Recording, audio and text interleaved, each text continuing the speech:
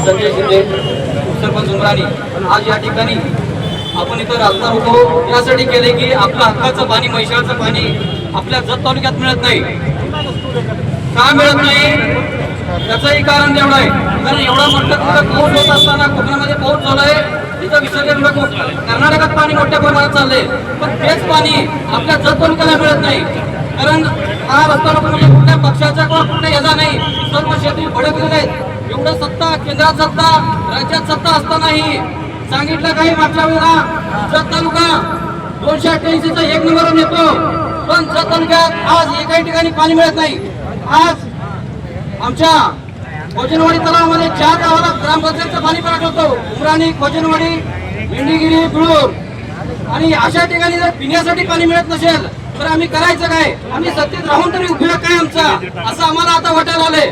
कारण आपलं पाणी, हक्काचं पाणी आता बघतो आपण कारखान्याच्या बाजूने मंगळवेढा, सांगोला साईडला जाते, पण आपल्या पूर्व भागामध्ये किंवा आपल्या आजूबाजूच्या भागामध्ये जात नाही। आणि आमच्या बाजूला 2-4 किलोमीटर कर्नाटक राज्य आहे। आम्ही तिथं बघतो ककमारी, रामतीर्थ आणि खेडेगावात जाऊन बघा आपण इथे पाणी इतके अपाट चाललंय, आपलं हक्काचं पाणी आपल्याला मिळत नाही, पण त्यांच्याकडे पाणी कसं जातंय? आम्ही सरकारला वारंवार विनंती केलो, परवा मी कलेक्टर ऑफिसला स्वतः जाऊन आलो। जेव्हा पावसाळा असतो तेव्हा तर आमची जत तालुक्याची तळी तुम्ही भरून द्या, उन्हाळ्यात राहू दे तुमचं पाणी, पावसाळ्यात असताना पाणी आमची भरून द्या, आम्ही काहीतरी जगेल। पण सरकार याकडे बिलकुल लक्ष देत नाही, कुणाला कुणाची काही पडलेली नाही। जनता इतका अस्वस्थ बसू नका, आता जर आपण बसलो तर याचा परिणाम आपल्याला हिच्यापेक्षा वाईट येतील।